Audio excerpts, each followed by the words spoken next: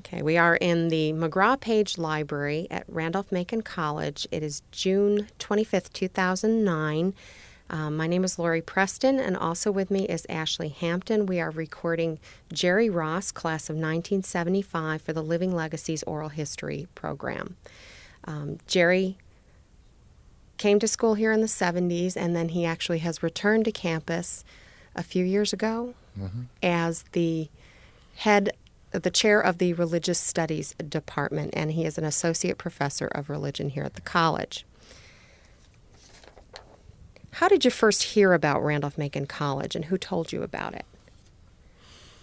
No one did. Used to pass through here. My father worked at Rich Food, and a friend of his drove truck and lived here in Ashland. And his name was Mr. Mines, and so we passed through and see this college. I remember the water fountain in this small little place. We passed through and see it, so that's how I first found out about that, the place here. And when I was in college finishing up my senior year, there was several persons from Richmond who were here, and I think they told the coach about me. So I met the coach then when we won the state championship in Charlottesville. That's the first time I was approached by the school. And that was basketball.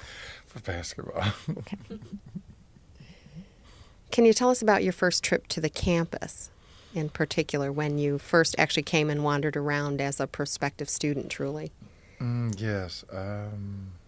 It probably was maybe March or April of that year, because we finished the state championship and scheduled to visit some schools, and I came and I stayed with my roommate and probably contact was Fletcher Johnson. He's in the Hall of Fame with basketball, so he's probably scored the most points of anybody here. And played against him in high school, so he knew of me and whatnot. And had a great time going through the campus, and what impressed me the most, it's small. At that time it was male, so I went co-ed a month or so after I signed to come. And so I was with the first class of females. Small in the rural, and the class sizes, I understand, was real small. I really loved that. And you had small number of classes, so 4 classes a term. And when you had your labs, you'd have an extra one. But I thought that was great. I come out of high school, 6 classes. And I think my last year of high school, I had 2 study halls. So that's the only study halls I ever had. And so coming here, 4 classes, I said, this is great, and you can study, because I enjoyed school. And so it gives you time to really get into the classes and stuff. Then I heard it was the J term, you call it now, was the colloquium.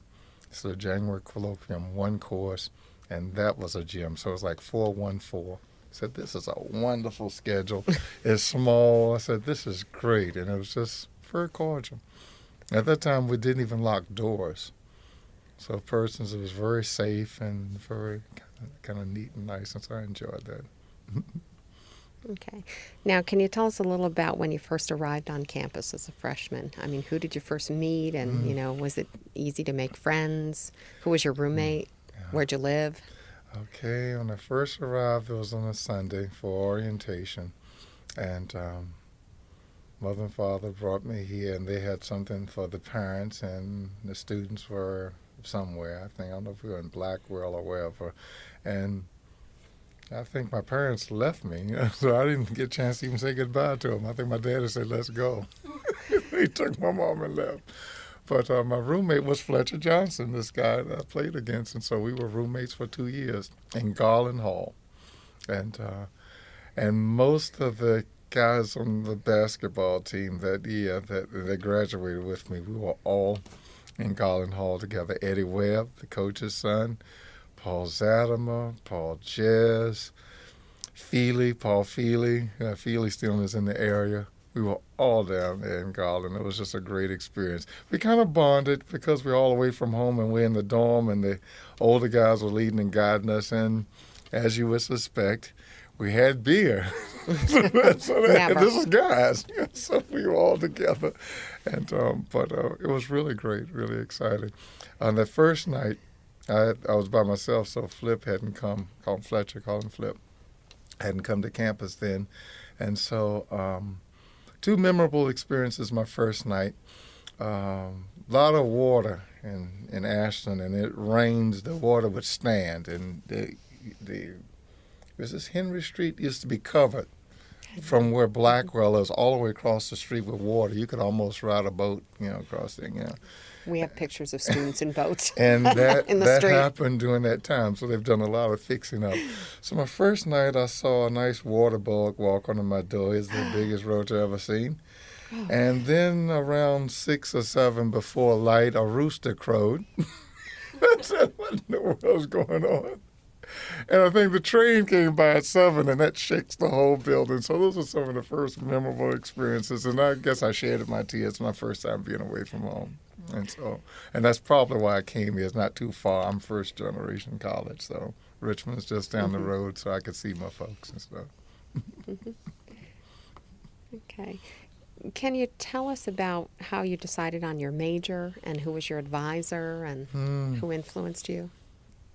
I was just sharing with Ashley earlier that in the Virginia school system, grew up in Richmond, born and raised there. In the 8th grade, you have to declare the track that you're going to take to prepare for whatever, business, general, and I chose academic going to college, so you have to get so many maths, you have to get at least you have to get through trigonometry was the thing there, and I got a scholarship, so I got calculus in before coming. Needed about 3 years of foreign language and all the other kinds of things. So I decided college at the 8th grade and was on that route, and I really literally investigated different careers and things I was interested in.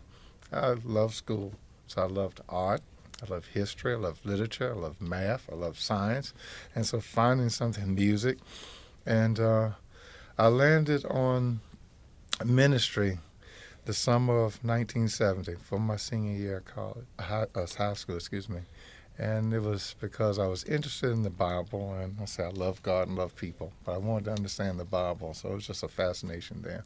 And so that's how I picked schools and how I eliminated some schools.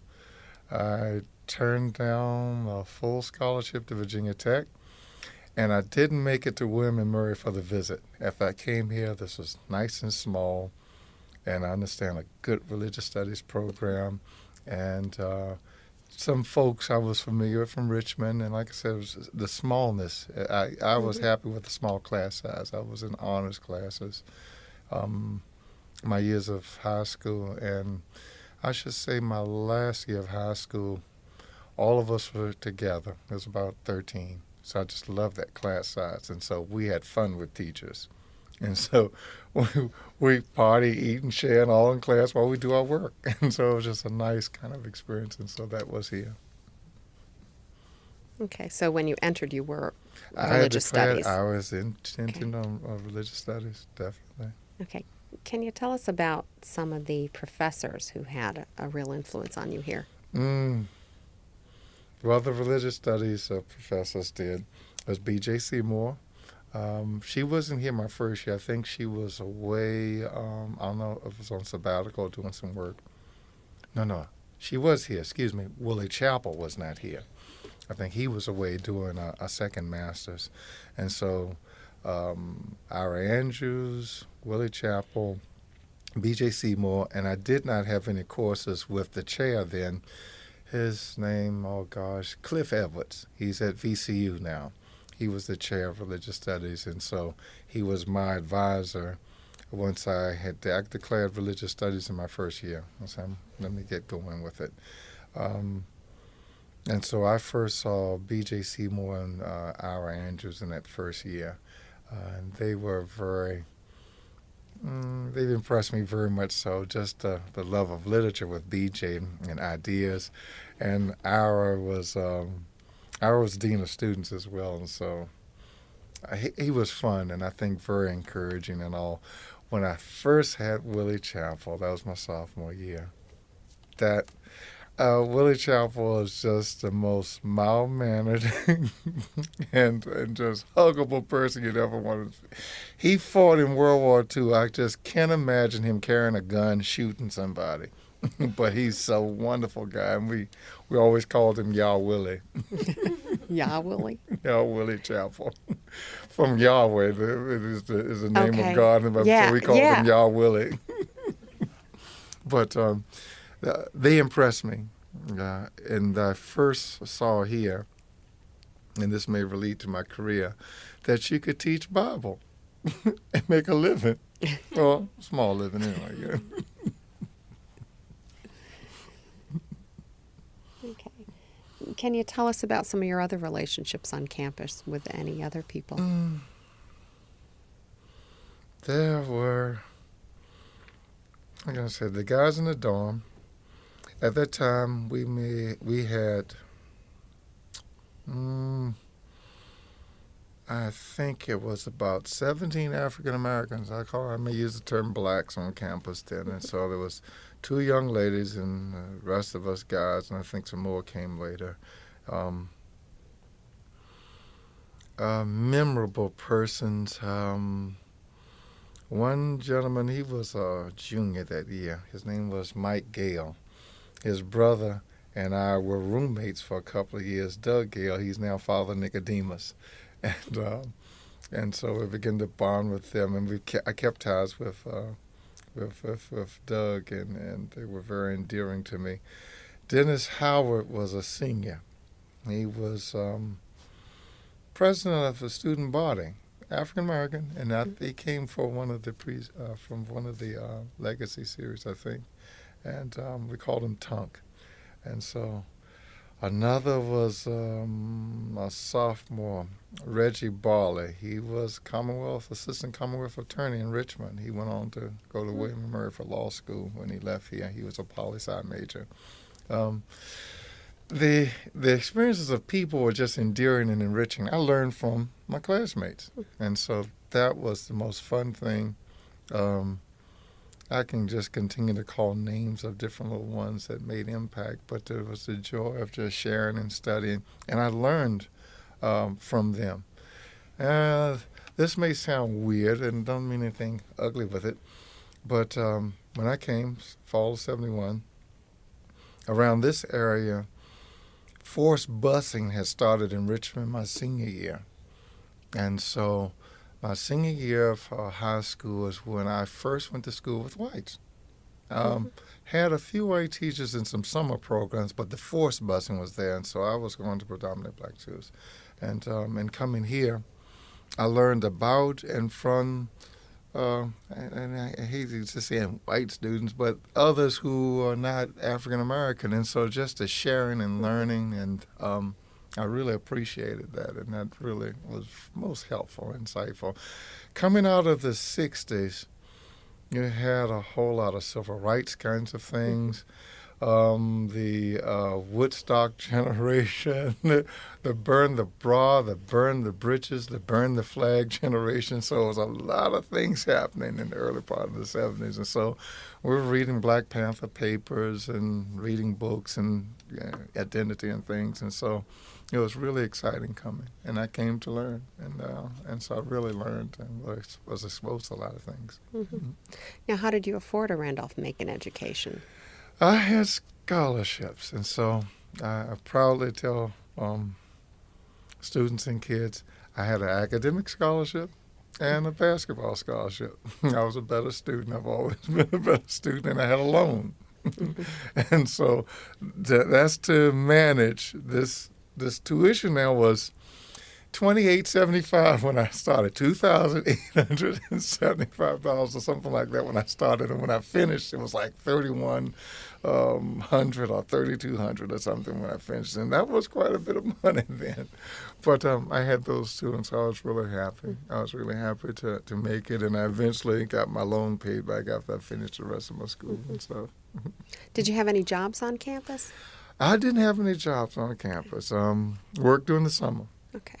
And so I worked during the summer and saved up my money so I could have food. And I'd buy my jeans and stuff during the summer and things and books and supplies. Also being close, my folks would come and visit me, so I was a good friend to a lot of the A lot of the other guys on campus, they were very friendly. My folks would see me every 2 weeks and bring shopping bags of food. And so I was a hit with my friends. They know that I would eat. And speaking of food, how bad was the cafeteria food? Ooh, my freshman year, the food to me was just typical cafeteria food, and so I didn't have any complaints. Certainly where I went to school, you have some good days, some bad days. But my freshman year, they had a food riot. And I was in basketball practice. But the food riot, I understand it went down like at 6 o'clock. Everybody was sitting in there. You could cut the tension, and then it broke out. Food was on the ceiling.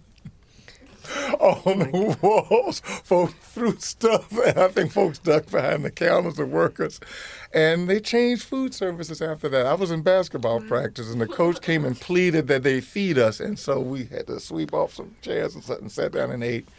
But after that, the food got increasingly, significantly better, and they changed food services, but they had a nice food ride then. And so we missed all the fun. That's not necessarily a bad thing for your clothing. Okay, I'll turn it over now to Ashley. Okay. What kind of clubs and activities did you do outside of basketball while you were a student? Yes. Knowing I'm going into ministry, my second Sunday on campus, I went to church, and so I found a church. And usually at the fall of the year, it's like the monsoon season. And so I walked to church with an umbrella, and I was wet up to my knees by the time I got there. I was on my way to a church. They didn't list all the churches, so I was on my way to First Baptist. And a black gentleman, elderly gentleman, gave me a ride, and I said, I'm on my way to the church. And he said, well, there's a black church around here. And so that's how I got to Shiloh on James Street, and had been teaching Sunday school since I was 15. And so when I went into service, the deacon asked me to teach the youth class, and I started teaching there. And so I was always a part of a fellowship group. I was saying all that to get to the point that all of the so-called Christians on campus discovered each other. I would come to lunch late on Sundays with my Bible and dressed in my suit. So obvious pick. And then others would bow our heads and pray. And so we over our food. And so other kinds of little obvious things. And so we finally found each other out, and we began to meet and share. And it was my sophomore year we formed Good News Christian Fellowship, is what it was called. And we had contacts with InterVarsity. InterVarsity, representative of what would come and work with us.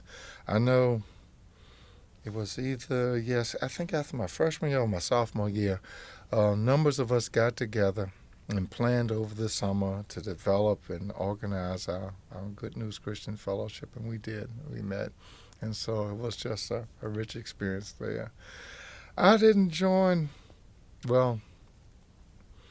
you looked at fraternities and stuff, and so I go to the parties and share. Certainly, the Good News Christian Fellowship was basically my mainstay, and I attended a lot of things on campus.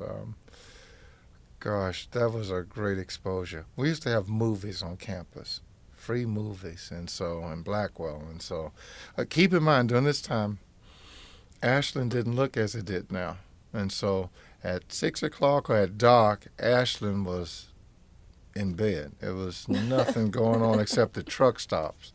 And the truck stop, that was a long walk. So none of these stores and stuff out there, hotels, it was just nothing but woods to get to that truck stop. I said that's important because the CX were closed. The only place you would eat is down at the truck stop or the 7-Eleven, which is next to where Bank of America is. There was a 7-Eleven there. And so these were the places where you go and try to get you something to eat.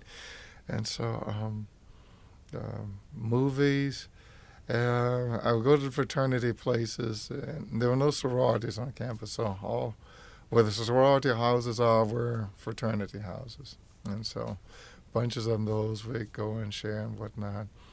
I did become a member of some honorary societies. I think it was Eta Sigma Phi was the classics one.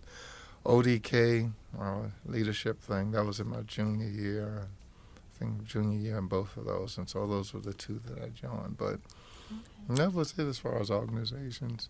The black students formed an organization, and so we organized together because we had each other. Yeah, and I won't say the name, but we took a derogatory name and used it as ours, and so. But we were on campus together, and so we would plan to do things together like that. Okay. You mentioned that an InterVarsity representative worked with Good News. So were they two separate organizations, and you worked together, or was Good News, did it kind of become InterVarsity? Yeah. Well, I think the InterVarsity, I call it rep because he came here, I guess, to make contact and then try to get us involved and make us aware of it. So I think it was pretty much like a ministry for his. So I don't think we were officially a part of InterVarsity, but I think he came to try to make contact with us. It was Good News was just the name that we gave to our fellowship. So we would meet on Thursday nights in Duncan. And for prayer and singing and all. And we had numbers of different activities. During Christmas, we made wreaths to give.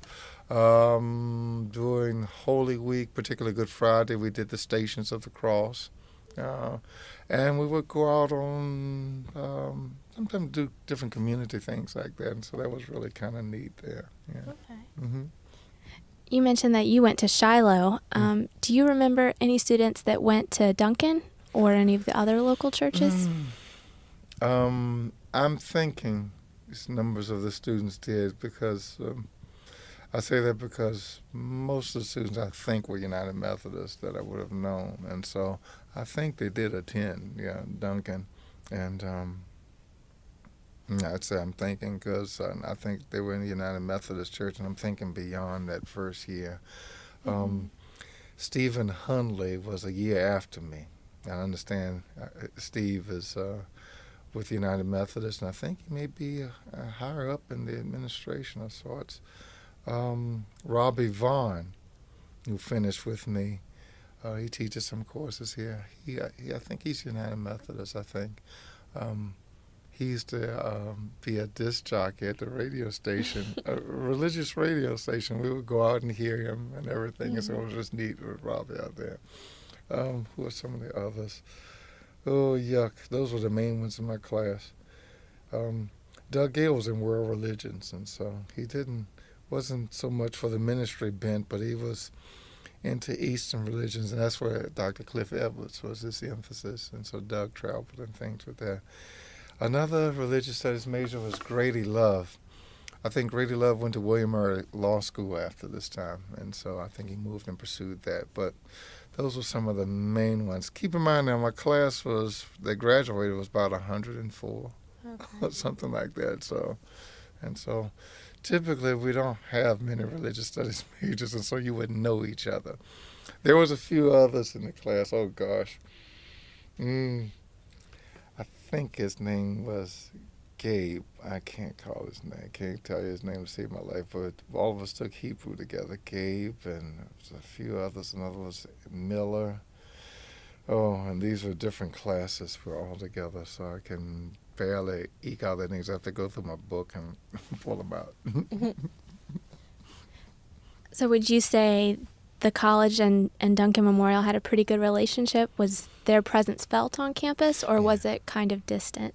I think it was felt. Okay. It was felt because I remember going there for numbers of our religious worship services and stuff on the campus because I'm not sure what it is now, but I know the United Methodist presence was strong and felt on campus. And the bishop would come and we'd have some services there, and that was par for the course. I remember attending and going. There once was either a black African-American moderator or bishop that came, and I remember hearing him speak. I can't call his name to save my life. at Duncan Memorial, and we had the chapel services there.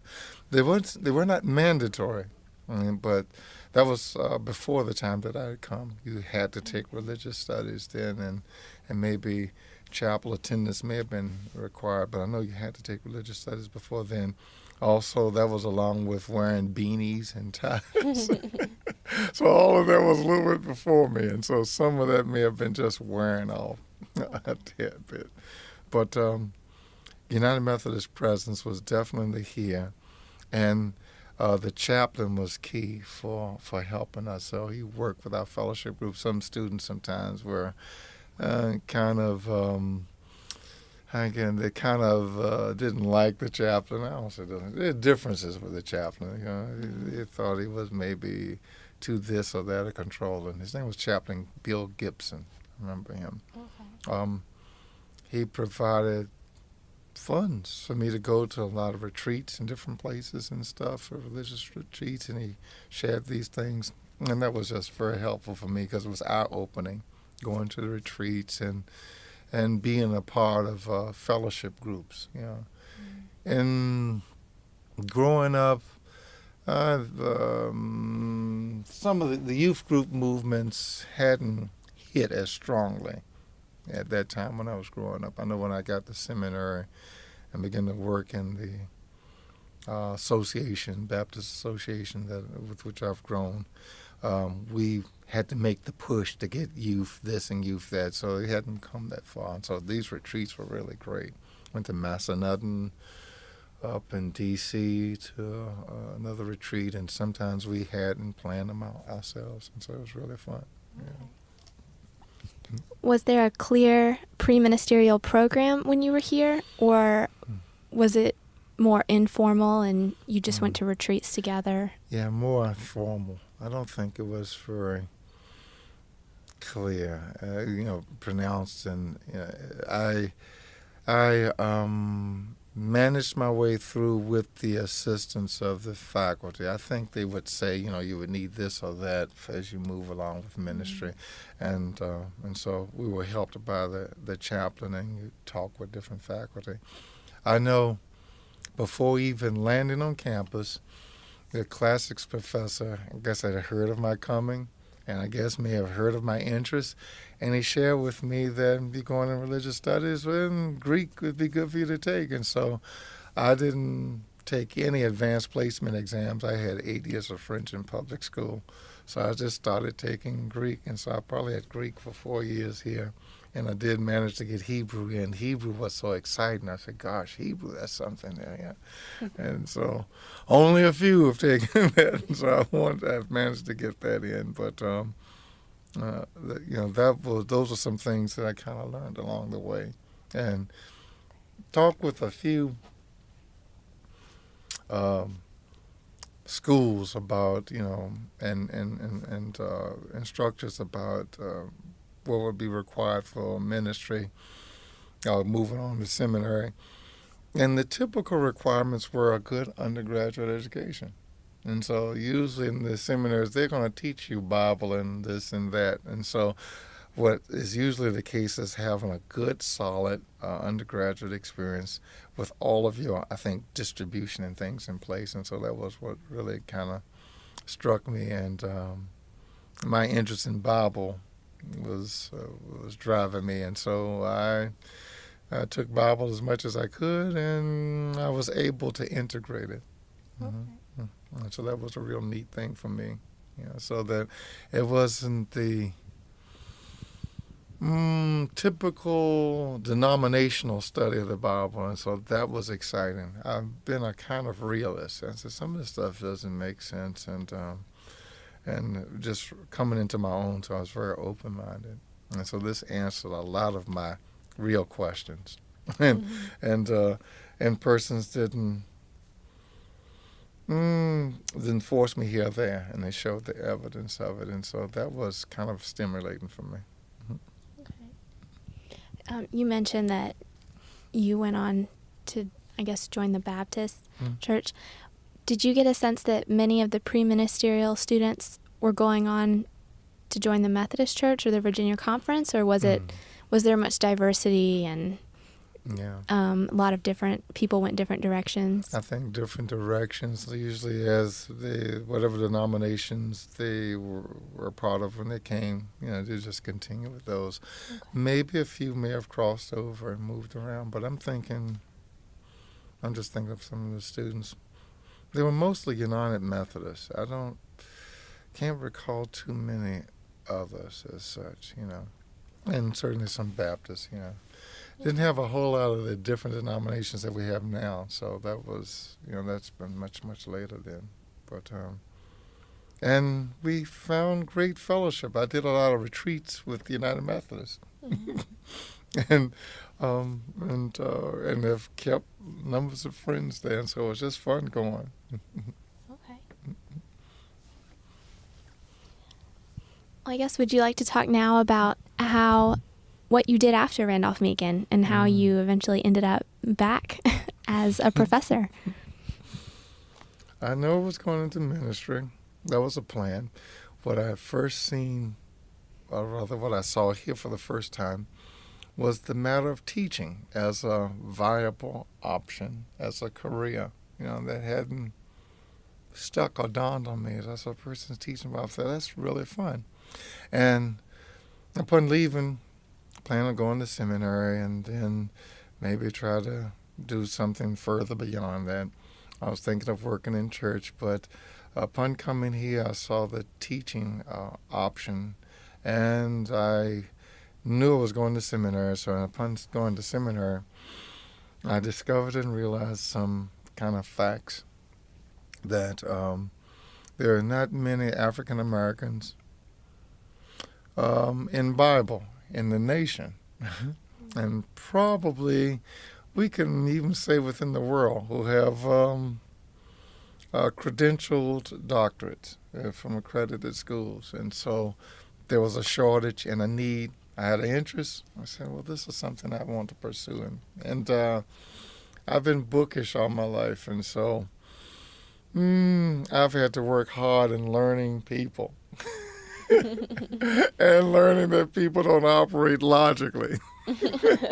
and so I recognized this at an early age, and I said, I don't know if I'm ready for pastoring yet, and so the books look like a simpler deal than dealing with people, and so I pursued the teaching thing. That gives me more time to mature and stuff. I knew I had some raw edges and sharp ones, and so the teaching thing was there. And so as I got to seminary and began looking, I said, dog, I got 4 more years or whatever after this to go for a doctorate. I said, this thing, will it ever end? I said, so I'll pursue it.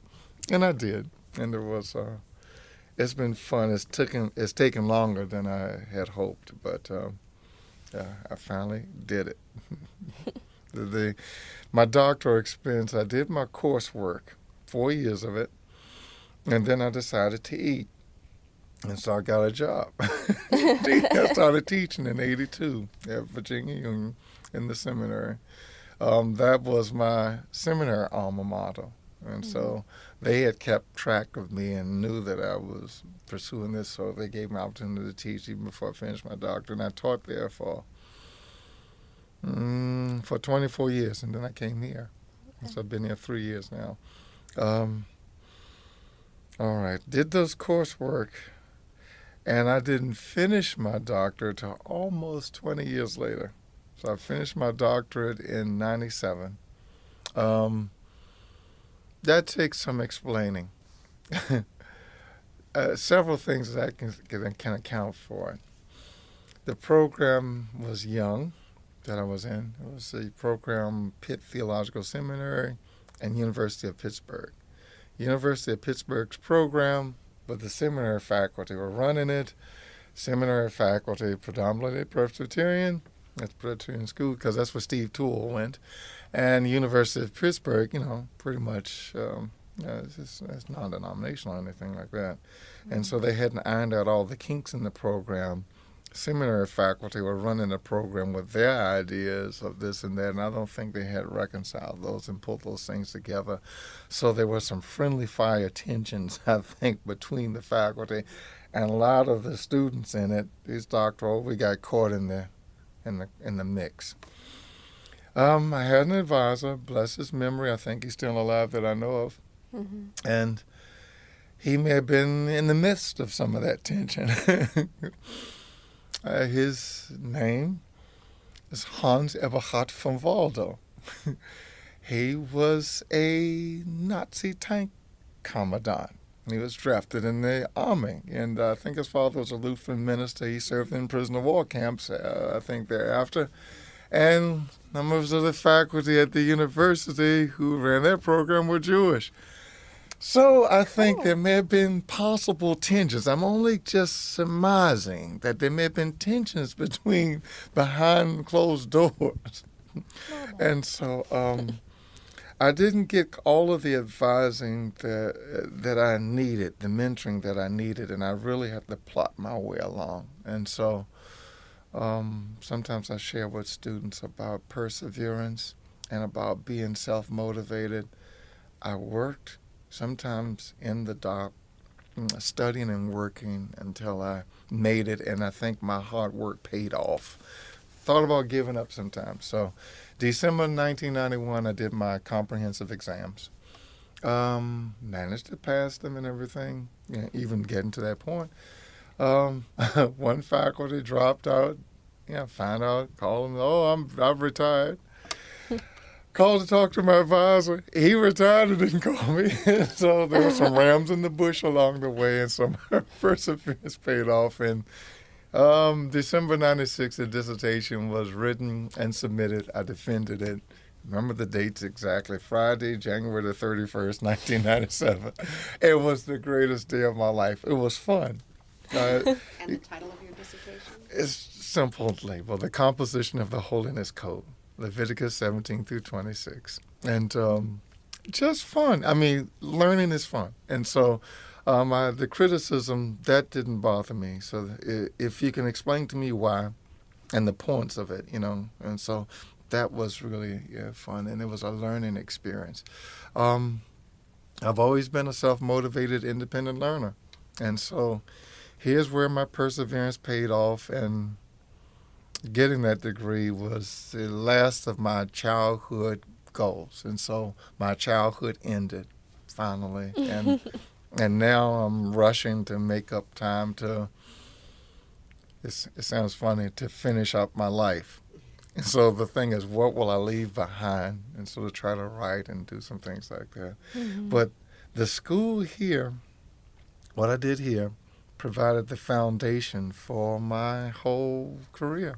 Mm-hmm. And so I was introduced to critical religious studies, critical Bible study, not the Bible school kind of thing where it may be denominational leaning.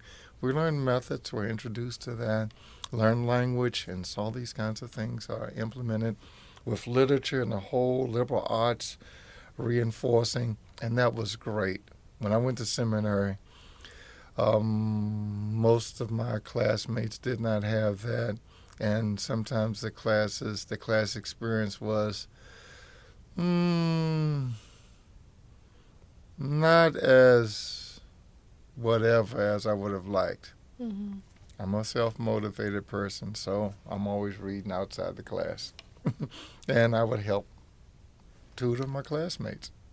And so that would strengthen me, and so those are kinds of things along the way. And so as I teach now, I try to tell students, kids. I'm sorry. I don't mean to study together. You can learn from each other, and to explore, and take advantage of it. The opportunities.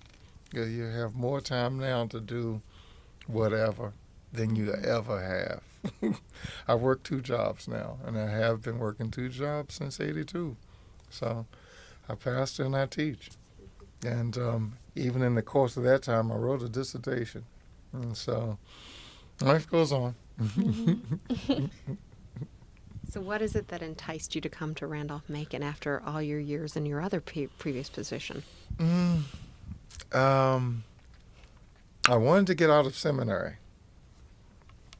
And the pendulum has swung in the general trends of religion to a kind of right position. When I say right position, the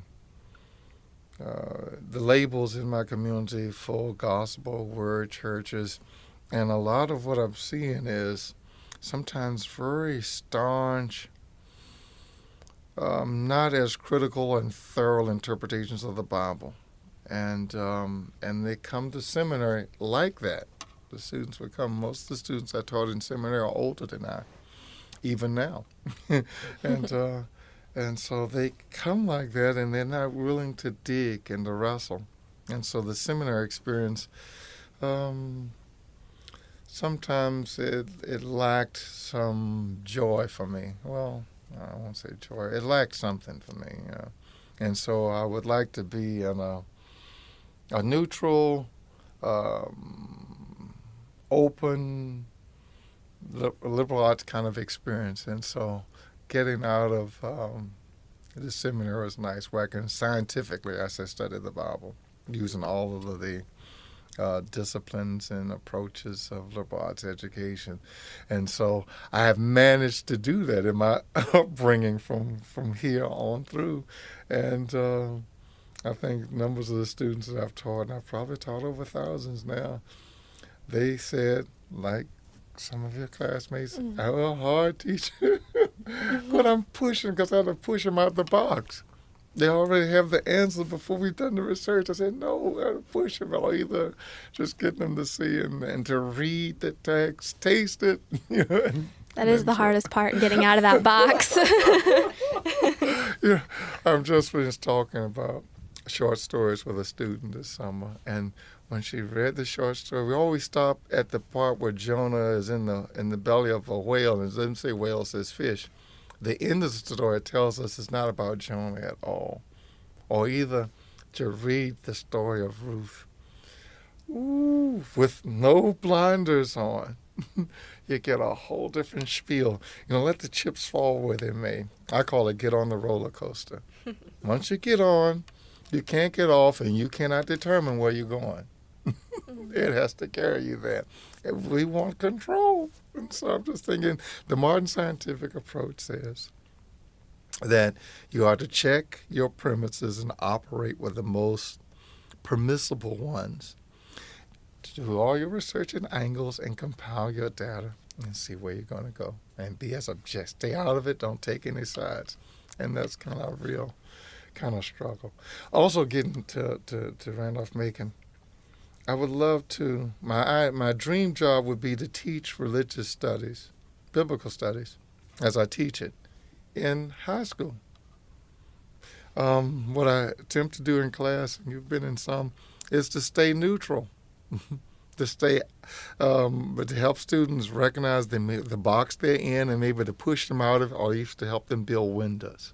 So you can see there's an outside to your box, and be careful what box you're in, because I say it could be your coffin. And so just to push persons, and so I really like doing that. And so I would love to do that in a high school or something, because religion is part of life. And so everybody believes something. These are some of the things that I've learned along the way. And I'm just thinking, I've been, what I say, a realist and a believer, and the two are not the same. And so I'm not religious, but I'm a believer. I believe some things, but my beliefs make sense to some extent. Yeah, not totally, because I can't totally explain it, but they make some sense. And so I don't think that I ever will walk on water. And so. And so here, so I read the Bible, this ancient text, with some sense that these are ancients, this is the way they spoke, but they meant something. What do they mean? And to grasp that, and what does it mean to believe? And so that's a kind of tough road to toe. But I think it's doable, and I think it's beautiful. What it does, it makes you trust. And so, God, for me, scares me as much as God comforts me. And so I don't have God figured out. And so I honestly do pray. I tell the students at seminary, no matter how putrid sometimes my existence may be, they see me great and stuff. Blessed, but I believe, and so I don't have God figured out. So I go to bed at night sometimes wondering whether I'll get up in the morning, or either I'm looking down the pike now and saying, how many years do I have left? and I have to trust. And so that's a thought that strikes me, and so that keeps me going. I don't know if students will realize that I pray for them. I have prayers written in my books. I have a class prayer that I use before going to class. I've written over hundreds of prayers for different occasions, and I use those here. That's great. So how do you think the Methodist presence has changed from your time as a student to today, now that you're a faculty member teaching Bible? I think it was more pronounced then, and because it was nothing to see. I don't know, I call it Methodist personnel, either bishops or different ones coming on campus, and even services. I've been here now, and I don't see that many services that were provided. And Chaplain Gibson at that time, I think he worked with us all and had services, because you have to be kind of ecumenical, but I think the Methodist presence was more pronounced then. And I think United Methodists were much stronger. My sense, and that's from my working at Virginia Union School of Theology, we had a partnership with the United Methodists, and we were designated as one of their learning centers. Since there are no United Methodist seminaries between Wesleyan, Washington, and North Carolina, Virginia Union, most of the white students that came there were United Methodists. So we have had very good ties with them. And so from those little inside peeks, to my sense, they may have been wrestling with numbers and things of this sort. And I think this is one of the stronger areas. And so, so during that time when I was here, I felt and sensed that presence. Like I said, I went to numbers of United Methodist retreats to lead them and then to participate in them. And so that was really kind of neat and fun. And I'm not sure how many other denominations were reflected then. So you'd have to check the stats then. But even during the summer, I worked in the Centenary United Methodist Church in Richmond on Gray Street. I worked in their summer program for 3 summers. And so one of the fellows he was a senior when my freshman year, is Dave Heinman. He became a deacon and then moved on up in the United Methodist Church. And so I worked at Centenary several summers, and so I was exposed healthily to United Methodist. When I went to Pittsburgh, a little bit of Virginia Union experience, and then Pittsburgh, I was exposed to the Presbyterian Church. When I got to the seminary experience in Richmond, we were at RTC. It was really a Richmond Theological Consortium. It was Union Theological Seminary, Presbyterian School of Christian Ed was separate, and it was Virginia Union. And so we stayed on campus and lived and breathed the same air and shared all kinds of activities. I learned about what the Hampton-Sydney Randolph-Macon game is about. It's Presbyterians versus United Methodists. And I said, because we just wanted to beat them because they said they are arch rivals. And by the time I got to Pittsburgh, we stayed on the Pittsburgh Theological Seminary, which is Presbyterian again. It was clear this is a denominational rivalry. I said, oh my goodness. And so they beat them, beat them, beat those, whatever they are. I can't even think what they are. Tigers. So, but it was just very interesting, though. But I think the United Methodist presence was certainly felt. I don't know where the students pray and gather now, but Duncan was the place. Okay. Typically the church was not even locked, so you could go in and pray every time in the day. And they would visit and see students and stuff, and so that was really neat. I don't know what the kind of protocol or things with the United Methodist Church, so, but it was just, I was curious. I was going to watch and see. Okay. I guess my last question, Okay. unless Lori has any more, is do you think the relationship with the Virginia Conference and the Methodist Church is simply a matter of historical significance now, and do you think it'll last? I wonder about it. I think it may last. I don't think it is as significant as it was from what I've heard from faculty and as I've heard the discussions. I know that I call them representatives because I don't know the proper labels. I think they visit the campus from time to time and they check on our programs. I know that Bailey Scholars is one of the newer developments.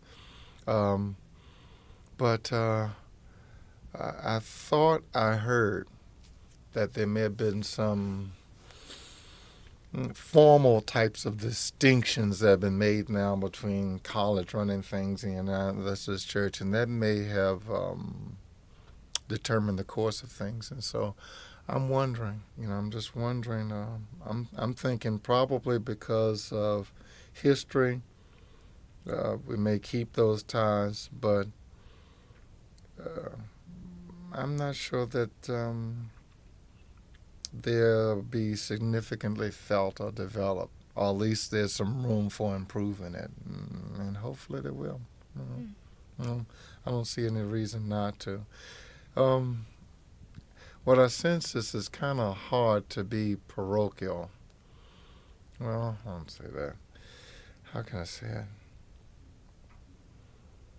The schools that are parochial have to have the strong support of that denomination, and I'm not sure that I see that with the United Methodists, with Randolph-Macon. I don't see that. I don't glimpse that. I just chaired my first year back, but I don't see that input or impact where we sit down and discuss and share.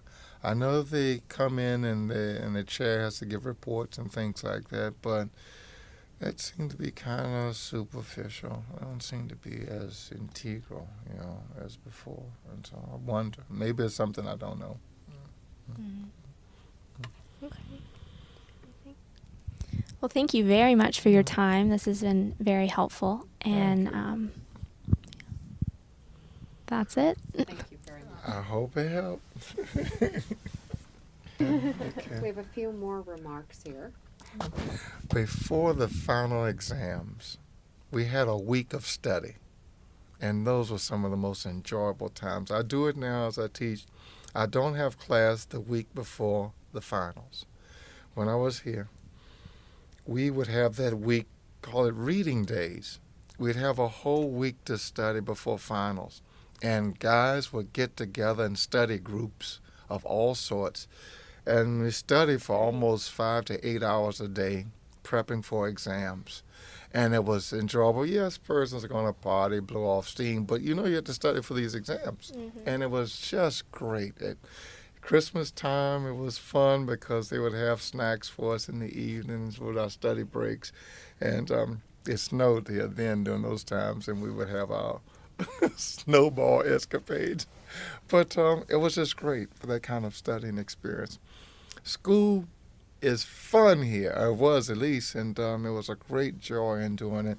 And persons really did it. I mean, that time, we turned in typed papers. Typed papers. Yeah, you don't have computers, so with a typed paper, you have to write it first, edit it, then type it. And so you could have typewriters going in the dorms and different places in the library. And we got this work done. It was just fun. I think it's a gem. And I did mention, yes, the studying in the faculty's houses. So we go there for the special occasions like that to read and study and share, or even in the CX, the small classes were. The small classes were... they were, I don't know if they were promoted, they were respected. And so numbers of classes in religious studies. There would have been 3, 4, and 5 of us in class. And that's great for education. One, you can't hide. So if you haven't done your work, you stand out. You stand out and you make the class go. And we shared papers in the seminar sessions, and it was just wonderful. That's the most beautiful experience. If you go to the larger schools, you just may not get that. And so being here and being groomed by this, once you get to the larger schools and get to the competitive places, I think if you do your work here, you can really excel. And it happened. For me, when I went off, I saw persons weren't writing papers like 2 cents. They weren't putting together thoughts, didn't understand the methods and things, and it was kind of frustrating because sometimes the class was spent dealing with their issues. And but coming from this, it prepped me and got me ready for graduate school when I eventually got to there. So that was really fun. So you were able to go to many of your professors' homes and get to know them better? Yeah, they lived around here too, and so that was really neat, really neat. And the seminary experience was similar to it. It was a small type of seminary, so I had 11 in my class. We graduated together from seminary. Virginia Union has grown over tenfold. Now it's hundreds of folks in one class, but when I went there, was 11 of us, so it's very small, and that made it really nice. And when you go to graduate school, it's pretty much, for doctorates and stuff, that's pretty much an independent study type of thing. And so, but going here with that smallness and the kind of, I think, intimacy with your education, you can get the special help you need. This is a gem. This is a gem. Yeah. My great hope and sometimes my anxiety is that students may graduate from here with not getting what they should have gotten, without getting the fullness. This is a great place to be. And I think other colleges that are like this, the small colleges, is where the action is, I think. I really think so. This is one question I forgot to ask. Did you ever get to go abroad or travel much outside of those retreats?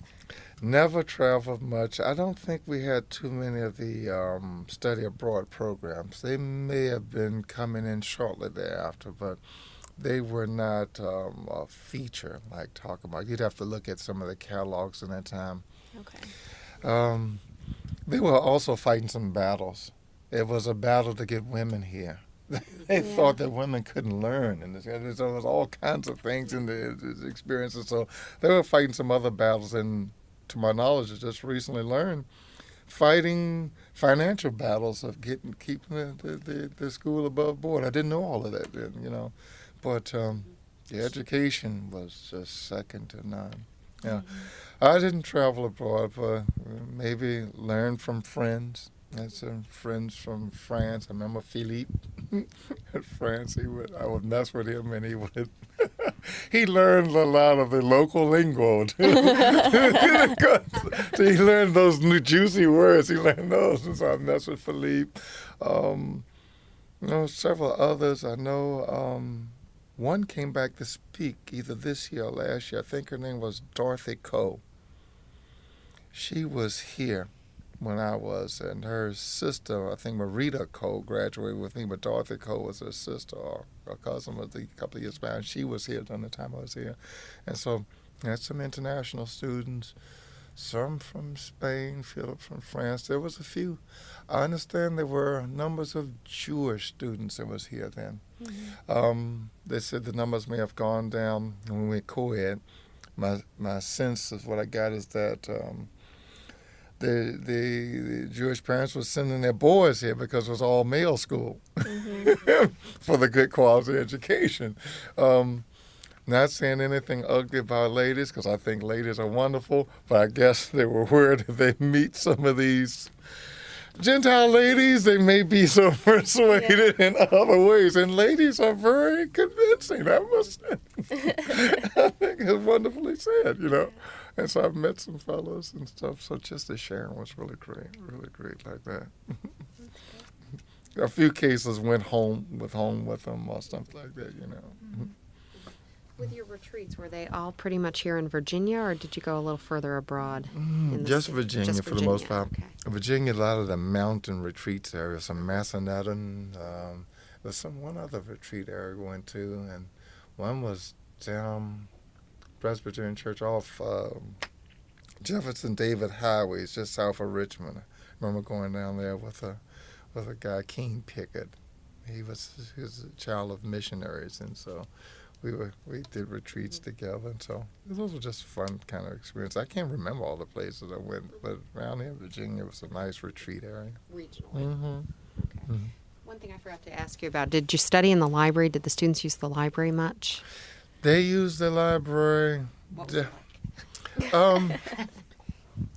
You have your I call it, I won't say your library groupies, the persons who really studied in the library, and so you would see them there, and I can call such names. One guy was named Morgan.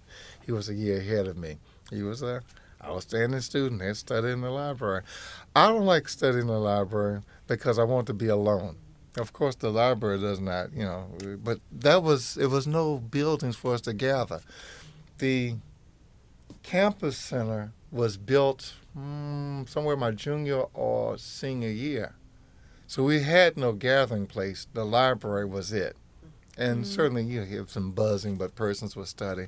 For me, I would like to be alone, so I get my books out of the library, stay as long as I had to, and go to my room and I would study. But I got like studying in my room, and I did study, you know. And so, and with my hours, you know, I like early mornings and late night. And so, but the library was used, you know. Keep in mind, no computers. Yeah. So you had to go to a card catalog. I have a theory that if the students had to write papers from a card catalog today, they might be lost. You had to go and connect ideas and develop plans. What topic is associated with this? And you make the logical connects of your dad. I'm not speaking ugly. I don't mean to speak ugly of the classes now. But I'm just thinking, if you haven't had the card catalog experience, it's a whole different thing. Keyword. Yeah. It's a whole different thing. So you don't Google anything. You are the Google. You have to sit down and connect and draw out strategies. So, you know, if I'm going to work with this topic, what other topics are related? What other angles I can take? And you do it like that to work out a bibliography. And you go hand by hand all the way through it. And so I still have some cards from my card catalog. Queries and stuff, just fun though. Yeah. And so everybody had to end up at the library at some time or another. Okay. I had friends who weren't in religious studies. One guy said, I couldn't find anything on this topic. Are you kidding? I went on in here and got him off some books here, you know, and we help each other like that, you know, so it was really neat though. But look at the learning experiences. You connect ideas, you research and all, and really fun. Really fun. Now, you said on the weekends you'd have to figure out ways to keep yourselves entertained and busy. Do you remember people that would go home often or go into Richmond or even up to D.C.? Were people able to get off campus? If there was nothing on campus, persons left. And so those who had cars. And so either they go visit friends, girlfriends, go to other places to party, go to other games, things of this sort. This sounds interesting, but this is a part of my own personal growth. I learned to live with myself. So I stayed on campus, and many weekends I may have been bored. And I learned to appreciate boredom. It sounds funny, but I think what boredom means is the capacity to live with yourself and to enjoy and appreciate things. And so I would study, and I would work, and I'd be here. And sometimes it was lonely or boring, you know. But I learned to, for lack of a better word, to live with myself and appreciate the moments. And so I explored other things on campus. And so I went to some of the movies or the different activities. They would bring different ones on campus. So I attended those and learned from it and exposed myself to other kinds of things. I enjoy some bluegrass. I know all the other kind of stuff, some classical things. I remember I think it was it Charlie Bird that played the classical guitar of sorts. I'm not sure what his name was, but he came here, different other ones. And so I learned to I learned to appreciate quiet times, and I think it was just a discipline for me, and I just had to come to grips with myself as well. I collect records. I don't know if you ever heard of records. Yeah, I've heard of records. I have albums. And now I'm burning my albums onto disc, and so I collect records. I didn't get a television for myself until some years later, so I listened to the radio and I collect records, and I would study about my music, and so those were things that kept me going. I started smoking my pipe in my sophomore year. And so I would sit and puff my pipe and relax and listen to music and meditate, whatnot. So it was enjoyable. Got a bike, would go out in the countryside. I was a big brother to a family that was here in the area, and so those were fun things. Okay. Yeah, I think this is my last question. I just like to ask for fun. Do you have any fun stories or any prank stories? We've read different accounts of students that like to pull pranks through the years at Randolph-Macon. What pranks we had? Well, there's a couple that I remember pranks persons played. We used to have water battles in the dorms, in the motel dorms as we call them. And so persons would get balloons and water, and they would go attack other dorms. And so I remember those kinds of experiences. I remember it snowed on a regular basis up here, and so we would go and throw snowballs at the girls. And so somebody would go up and knock on their room door and get them to come out. And the guys would jump out of the closets and deliver the snowballs. Or we'd throw girls in the fountain. Oh, no. And so these were just some of the fun things. I think they grabbed the girl was going to throw in the fountain. Her mother drove by. They dropped her and ran. And these are some of the crazy pranks that some of the guys did. Oh, gosh. Guys would walk other guys into poles. What happens? You talk with them and you make eye contact and keep them looking at you, and you walk them right into the pole. So you get them talking and you keep their head turned towards you and and then walk them right into the pole. And we all would lay out and laugh at them. So we did. You had to entertain yourself, so we had each other, and it's a wonder we didn't destroy each other. But we did. Our guys, we did a lot of crazy things. Oh boy, yeah, gosh. Oh, we did some crazy stuff, but it was fun. It was all in fun. That's great. Well, thank you very much for this little addition onto your interview. We really appreciate it. So. Thank you.